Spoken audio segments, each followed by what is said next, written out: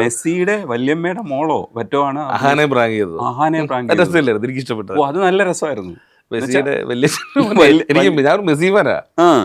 അപ്പൊ എനിക്ക് അർജന്റീനയും മെസ്സിയൊക്കെ എപ്പോഴും തലകളിലൂടെ ഓടുകയും ഞാൻ ഇങ്ങനെ കാണുകയും ചെയ്യുന്ന ഒരാളായതുകൊണ്ട് പിന്നെ ഇന്റർനാഷണലി ചെറിയ സാധനങ്ങൾ കണക്ട് ചെയ്യുമ്പോൾ ഒരു തമാശ ഉണ്ടാവും. അത് പറയുന്നതിന് മുമ്പ് ഒരു കാര്യം പറയോ, അർജന്റീന എന്നുള്ള ഏതോ ഒരു ലാംഗ്വേജ് പറയുന്നുണ്ടായിരുന്നു, അതൊന്ന് കാണിച്ചു. അയ്യോ അത് കാണിക്കാം, ആ സമയത്ത് സംഭവിച്ചു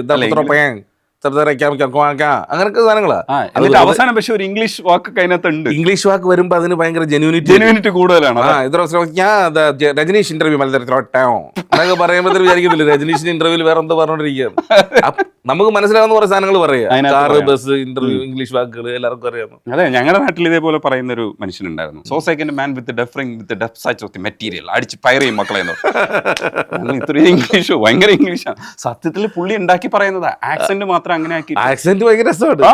നമ്മൾ വിശ്വസിപ്പിക്കില്ലേ, മുഖത്ത് നോക്കി ഇരുന്നിട്ട് കള്ളം പറഞ്ഞാലും വിശ്വസിച്ചു പോലും. അതെ, ബാക്കി പറയാല്ലേ എന്തെങ്കിലും പറഞ്ഞ അഹാനയുടെ അത് ഒരുപാട് ചർച്ച ചെയ്യും, രസകരമായിട്ട് ഒരുപാട് പേര് ട്രോളുകയും അതിനെ ഏറ്റെടുക്കുകയൊക്കെ ചെയ്തതാണ്. അപ്പോൾ അന്ന് ഞാൻ പറഞ്ഞല്ലോ, ഇപ്പം മെസ്സി എന്ന് കേൾക്കുമ്പോൾ ചിരി വരത്തില്ല. മെസ്സിയുടെ വല്യച്ഛൻ്റെ മോൻ എന്ന് പറയുമ്പോൾ ചിരി വരും.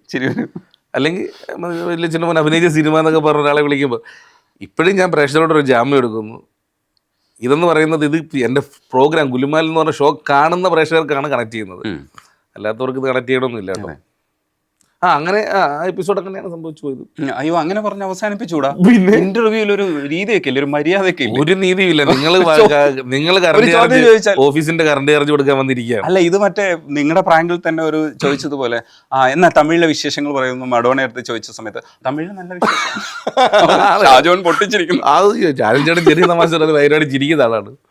അതേപോലെ ഞാൻ ചോദിച്ചപ്പോഴത്തേക്ക് അഹാനയുടെ പ്രാങ്കിനെ കുറിച്ച് അഹാനയുടെ അനിയത്തിയാണ് ആ വീഡിയോ ഷൂട്ട് ചെയ്തത്. അതെ അതെ, ദിയാണ്. അഹാനെ പ്രാങ്ക് ചെയ്യുന്ന സമയത്ത് പറയുന്ന ഡയലോഗ് ഭയങ്കര രസമായിട്ടുള്ള ഒരു സാധനം എന്ന് പറയുന്നത്, അഹാനെ അടുത്ത് പറയുന്നുണ്ട് കാട്ടിലാണ് കഥ നടത്തുന്നത്. മായാവിയുടെ കഥയും കുട്ടൂസിന്റെ കഥയൊക്കെ പറയുന്നത്, പക്ഷെ കാട്ടിലാണ് കഥ നടക്കുന്നത്. ആ കുട്ടി ഇട്ടിരിക്കുന്ന പട്ടുപാവടയാണ്. അപ്പൊ അഹാന ചോദിക്കുന്നുണ്ട് കാട്ടിൽ പട്ടുപാവടയെന്ന് ചോദിക്കുന്നു. അപ്പം അനൂപ് തിരിച്ചു പറയുന്നത് അറിയാമോ, കാട്ടിൽ പട്ടുപാവട ഇട്ട പട്ടുനൂൽ പുഴു കടിക്കുമെന്ന്. അപ്പൊ അത് കൗണ്ടർ കറക്റ്റ് ടൈമിൽ വരുമ്പോഴേ ശരിയല്ലേ, പട്ടുനൂൽ പുഴു ഇതെല്ലാം കൂടെ അത് അങ്ങനെ കുറെ സംഭവങ്ങൾ സംഭവിച്ചിട്ടുണ്ട്. ഇങ്ങനെ കുറെ തമാശകളുണ്ട്.